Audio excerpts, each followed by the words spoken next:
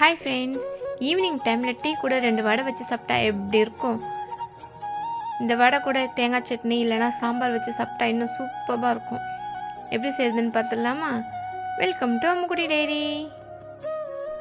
இப்போ 2 கப் உளுந்து ஊற வச்சுருக்கேன். ஒரு மணி நேரம் ஊறட்டும். நல்லா வாஷ் பண்ணிவிட்டு ஊற வைங்க. இப்போ 1 மணி நேரம் ஆயிடுச்சு. கிரைண்டரில் இந்த மாதிரி போட்டுக்கோங்க. லைட்டாக தண்ணி தெளிச்சுக்கோங்க, ஊற்றக்கூடாது. நீங்கள் மிக்சியில் கூட போட்டுக்கலாம், அதுலேயும் ஊற்றக்கூடாது, லைட்டாக தெளிச்சுக்கலாம்.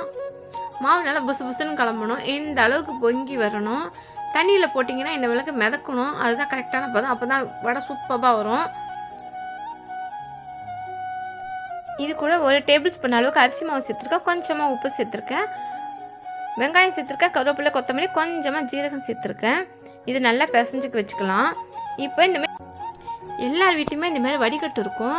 அது இந்தமாதிரி கொஞ்சமாக எடுத்து வச்சு ஒரு ரவுண்டு போட்டுக்கோங்க. இந்த மாதிரி போட்டுக்கோங்க. அப்படி கையால் போடணுன்னா போட்டுக்கோங்க. உங்களுக்கு எது ஈஸியாக அந்த மாதிரி போட்டுக்கோங்க. போட தெரியாதவங்க இந்த மாதிரி வடிகட்டில் போட்டுக்கோங்க.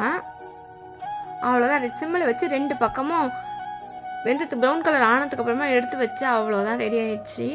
இது ஈவினிங் டைமில் 1 கப் காஃபி, கொஞ்சமாக தேங்காய் சட்னி இல்லைனா சாம்பார் வச்சு சாப்பிட்டா அட்டகாசமாக இருக்கும்.